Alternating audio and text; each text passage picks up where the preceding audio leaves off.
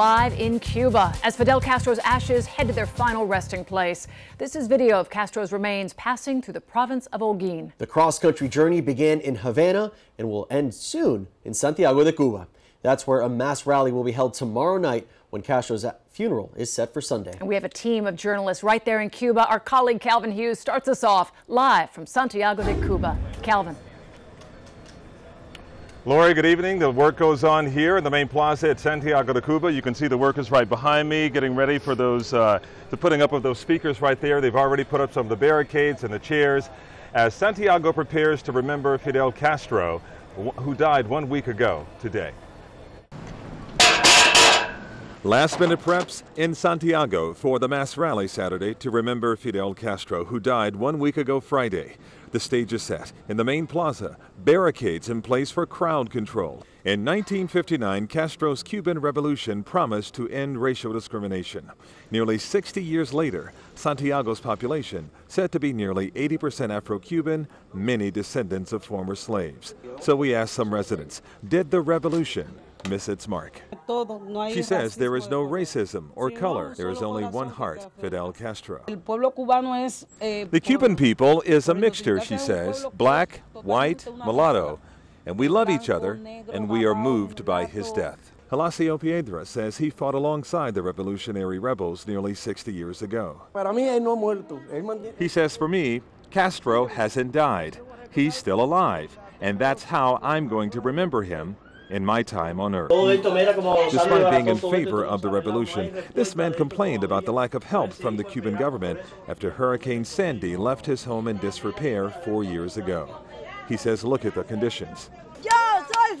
And soon after, our conversation and TV cameras led longtime residents on the block to show us, even after his death, Castro's Cuba lives on in their hearts and minds. And here's a look at the official guest list of world leaders said to be arriving for Sunday's funeral. The names include nearly every head of state from Latin America. The former Spanish king, Juan Carlos I, will also be in attendance, and possibly a very rare appearance by Castro's widow, Dalia, and Castro's 11 children. And Hollywood actor Danny Glover is said to be on the list, but not on that list will include Castro's estranged sister, Juanita Castro. She is now living in Miami as an exile. So I'd like now to bring in my colleague here, Glenna Milberg, and we talked about living in exile, but also there are dissidents who canceled their normal march in Havana last Sunday, but there are some who will not be here as well in attendance, and for obvious reasons. I'm going to guess no dissidents nor government critics will be in attendance here. You're talking about ladies in white who decided, along with other dissidents, not to be very visible this week. They didn't want to give the Cuban government any reason to have any backlash. But one of those government critics did agree to meet with us tonight. Moments after we connected with Rafael Molina in a public park, we were told our interview could not take place there. Hace exactamente hoy 3 días fue a mi casa. 3 days ago, a known police official came to my house and threatened to beat me, he says. That tells you that Fidel is dead, but nothing has changed and things are worse. Molina says he's been detained some 40 times in the last 2 years, working with a government opposition group called Cuban Patriotic Union. We recounted some of our recent conversations with Cuban citizens who've told us they feel perfectly free and protected by the revolution. In reality, the people here don't know the concept of liberty, said Molina. They live in conformity because that's what they know, what has been imposed on them. Government critics here say police have increased surveillance on them during the week of tributes to Fidel Castro and the cross-country procession carrying his ashes to Santiago.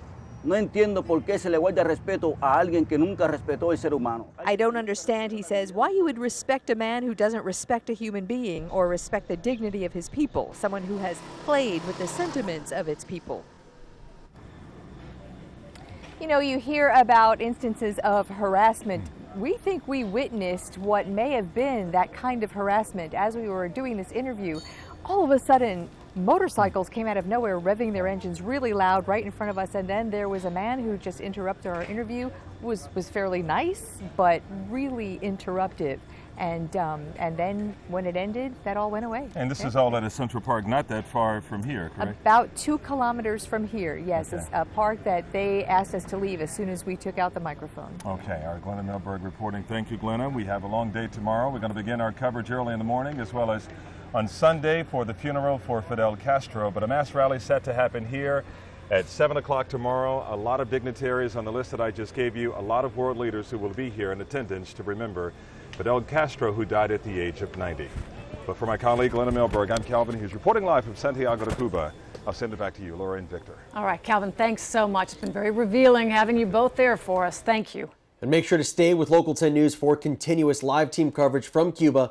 Calvin and Glenna will bring us live reports from Santiago de Cuba throughout the weekend as Castro's funeral services draw to a close. Now to